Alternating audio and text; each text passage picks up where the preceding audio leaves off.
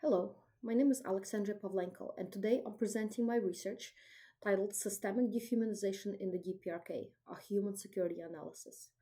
This project examines how North Korea, one of the world's most repressive states, systemically undermines personal security, the foundational pillar of human security framework. Why personal security in the DPRK matters. Personal security refers to the people's protection from violence, coercion, and intimidation. In North Korea, however, insecurity is not incidental. It is engineered as a tool of governance.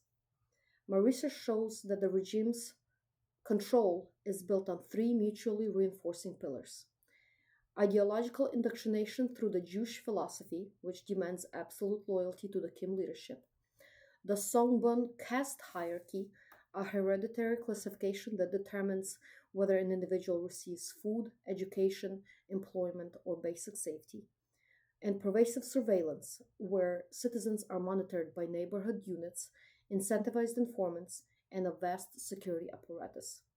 Together, these systems create structural violence, a condition in which fear, punishment, and deprivation are woven into daily life. This is why analyzing the DPRK through traditional military or geopolitical lens is not sufficient. A human security approach makes the actual lived experience of civilians visible. Mechanisms of control, the background. North Korea's control system functions through a network of detention centers, torture facilities, and ideological re education camps. Estimates suggest 80,000 to 200,000 people remain imprisoned in Kwanli-so and other penal facilities, where forced labor, starvation, and public executions are routine. The Sangbon caste system institutionalizes inequality.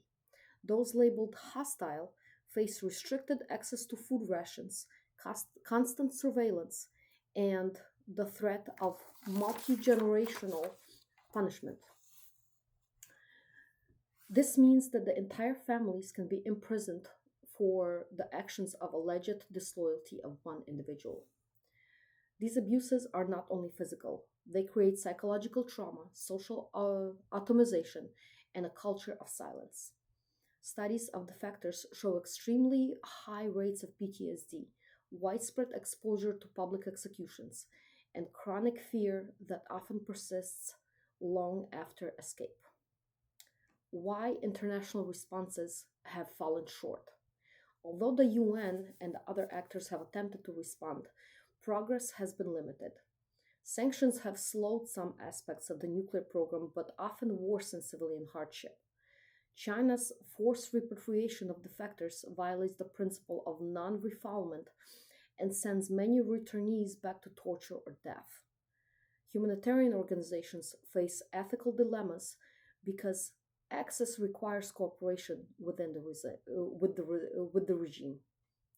A growing challenge is transnational repression, where the DPRK intimidates defectors even after they escape.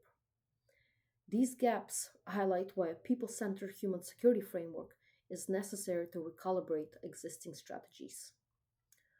Policy recommendations. My research identifies four interconnected policy avenues. Establish a permanent international accountability mechanism. A dedicated investigative and documentation body would institutionalize evidence gathering and offer survivors a path to eventual justice. 2. Recalibrate sanctions for humanitarian accuracy. Rather than broad economic pressure, targeted sanctions should focus on elites and financial frameworks while expanding humanitarian exemptions to prevent further civilian suffering. 3. Expand survivor centered rehabilitation and mental health care. Trauma informed services, medical, psychological, legal, and educational, should be accessible to defectors in the region, drawing on existing models of rehabilitation and human security prevention. 4. Strengthen regional cooperation against transnational repression. Japan, South Korea, and ASEAN should coordinate legal protections and impose human rights sanctions on individuals involved in threatening or coercing defectors abroad. These recommendations emphasize protection, empowerment, and solidarity, the three core principles of the modern human security framework. In conclusion, ultimately, the DPRK system of surveillance, intimidation, and punishment represents one of the most severe human security crises of our time. Yet the courage of survivors, defectors, and researchers continues to shed light on abuses the regime tries to hide. This poster argues that protecting personal security in North Korea is not a utopian aspiration. It is a moral imperative and a litmus test of the international community's commitment to human dignity. Thank you, and I welcome any questions.